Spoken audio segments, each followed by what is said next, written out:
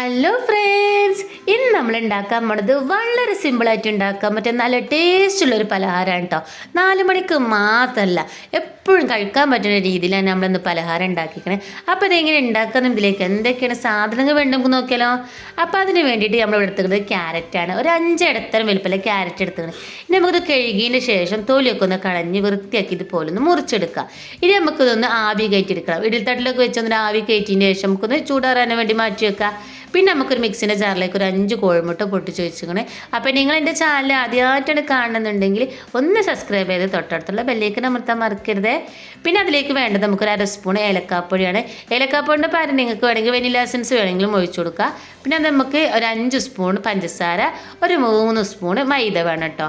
പിന്നെ നമുക്കൊരു നുള്ള് ഉപ്പ് വേണം, ഒരു മധുരമൊക്കെ ബാലൻസ് ചെയ്യാനും വേണ്ടിയിട്ട്. പിന്നെ നമുക്ക് അതിലേക്ക് വേണ്ടത് 2.5 സ്പൂൺ പാൽപ്പൊടിയാണ്. അപ്പോൾ നമ്മൾ 2.5 സ്പൂൺ പാൽപ്പൊടി എന്ന് പറയുമ്പോൾ ഒരു 10 റുപ്യേൻ്റെ ഒരു പാക്കറ്റില്ലേ, അത് കണക്കാണ് കേട്ടോ. അപ്പോൾ നമ്മൾ അതിലേക്ക് ഇട്ട് കൊടുത്തു. നമ്മൾ മെയിൻ സാധനമാണ് ക്യാരറ്റ്, അത് അതിലേക്കൊന്ന് ചേർത്ത് കൊടുക്കുക. ക്യാരറ്റ് നമ്മൾ ആവി കയറ്റിയതിന് ശേഷം ചൂടാറിന് ശേഷം മാത്രം ഒന്ന് ചേർത്ത് കൊടുക്കുക. എന്നിട്ട് നമുക്ക് നല്ലതുപോലെ ഒന്ന് കട്ടയൊന്നും കൂടാതെ നല്ലപോലെ ഒന്ന് അരച്ചെടുക്കണം. ഇതുപോലെ ഒന്ന് അരച്ചെടുത്ത് നമ്മൾ ഏതിലാണോ ഉണ്ടാക്കണം അതിൽ ഇതേപോലെ തന്നെ ഫുള്ളായിട്ടൊന്ന് എണ്ണ തേച്ച് കൊടുത്തേക്കാണ് എല്ലായിടത്തും. ഈ എണ്ണൻ്റെ പാല് നിങ്ങൾക്ക് വേണമെങ്കിൽ നെയ്യ് ഒഴിച്ചാൽ നല്ലൊരു ഫ്ലേവർ തന്നെയാണ് നമ്മളെ പലഹാരത്തിന്. ഇനി നമ്മൾ അരച്ച് വെച്ച കൂട്ട് അതിലേക്ക് ഒന്ന് ഒഴിച്ച് കൊടുക്കണം കേട്ടോ. അപ്പോൾ അതേപോലെ ചെറിയ ചെറിയ കഷ്ണങ്ങളൊക്കെ ഉണ്ടെങ്കിലും കുഴപ്പമൊന്നുമില്ല. അപ്പോൾ ഇല്ലാതെ ഇറക്കിക്കാരം ഒന്നും കൂടി നല്ല നല്ല സോഫ്റ്റ് ആകാനും വേണ്ടിയിട്ട് അത് ഫുള്ളായിട്ടൊന്ന് ഒഴിച്ചു കൊടുത്തുകൊണ്ട് ഇനി നമുക്കൊന്ന് ബേക്ക് ചെയ്തെടുക്കാം. അപ്പോൾ ബേക്ക് ചെയ്യാൻ വെക്കുമ്പോൾ നേരിട്ടിട്ട് അതിന് നമ്മൾ അടുപ്പത്തേക്ക് വെക്കരുത്. അതിൻ്റെ അടിയിൽ ഒരു പാത്രം അല്ലെങ്കിൽ വേണ്ടാത്തൊരു ചട്ടിയൊക്കെ ഉണ്ടെങ്കിൽ അത് വെച്ച് കൊടുത്തതിന് ശേഷം മാത്രം അതിൻ്റെ മുകളിൽ വെക്കുക. എന്നിട്ട് ഒരു 5 മിനിറ്റ് കഴിഞ്ഞതിന് ശേഷം നമ്മൾ തുറന്ന് നോക്കുക. എന്നിട്ട് നമുക്ക് അതിൻ്റെ മുകളിലായിട്ട് കുറച്ച് അണ്ടിപ്പരിപ്പും മുന്തിരിയൊക്കെ ഒന്ന് കാണാൻ ഭംഗിക്ക് വേണ്ടിയിട്ട് ഇട്ട് കൊടുക്കുകയാണ്. അപ്പോൾ ആദ്യം തന്നെ ഇട്ട് കൊടുക്കുകയാണെങ്കിൽ ഇതിൽ ആണ്ട് പോകും മാവിലേക്ക്. അതിന് 5 മിനിറ്റ് കഴിഞ്ഞിട്ട് ഇതേപോലെ ഇട്ട് കൊടുക്കണേ. ഇനി നമുക്കൊന്ന് മൂടി വെച്ചതിന് ശേഷം ഒരു 10 മിനിറ്റ് കൂടി ബേക്ക് ചെയ്ത് നമ്മളെ പോള അവിടെ റെഡിയായി. നല്ല ടേസ്റ്റാണ് ഉണ്ടത്. അപ്പോൾ ഇതേപോലെ ഒന്ന് കോല് വെച്ച് കുത്തി വെക്കുക. അതിലൂടെ ഒട്ടുന്നില്ലെങ്കിൽ നമ്മളെ പോള റെഡിയായി എന്നർത്ഥം.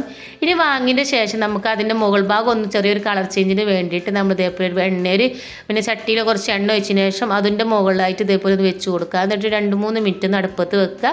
ഒരു ചെറുതായിട്ട് ചെറിയ തീയിൽ 2-3 മിനിറ്റ് വെച്ചതിന് ശേഷം നമ്മൾ ഏത് പാത്രത്തിലേക്കാണ് സെർവ് ചെയ്യുന്നത് ആ പാത്രത്തിലേക്ക് ഒന്ന് ഇട്ട് കൊടുക്കുക. നമ്മൾ അടിപൊളി പോള 2 ഭാഗം ഇതേപോലെ കളറൊക്കെ ഒന്ന് മാറി നല്ല സോഫ്റ്റ് ആയിട്ടുള്ള പോള റെഡി ആയിക്കണേ. അപ്പോൾ ഭയങ്കര ടേസ്റ്റാണ് കഴിക്കാൻ. നിങ്ങൾക്ക് മുറിക്കുമ്പോൾ തന്നെ അറിയാം നല്ല സോഫ്റ്റാണ്. അപ്പോൾ കുട്ടികൾക്കും വലിയവർക്കൊക്കെ ഒരുപോലെ ഇഷ്ടപ്പെടും കേട്ടോ. അപ്പോൾ എല്ലാവരും ഉണ്ടാക്കി നോക്കുക. ഇഷ്ടപ്പെട്ടാൽ ലൈക്ക് ചെയ്യാനും ഷെയർ ചെയ്യാനും മറക്കണ്ട. അതുപോലെ തന്നെ ഇന്നൊന്ന് സപ്പോർട്ട് ചെയ്യാനും മറക്കണ്ട കേട്ടോ.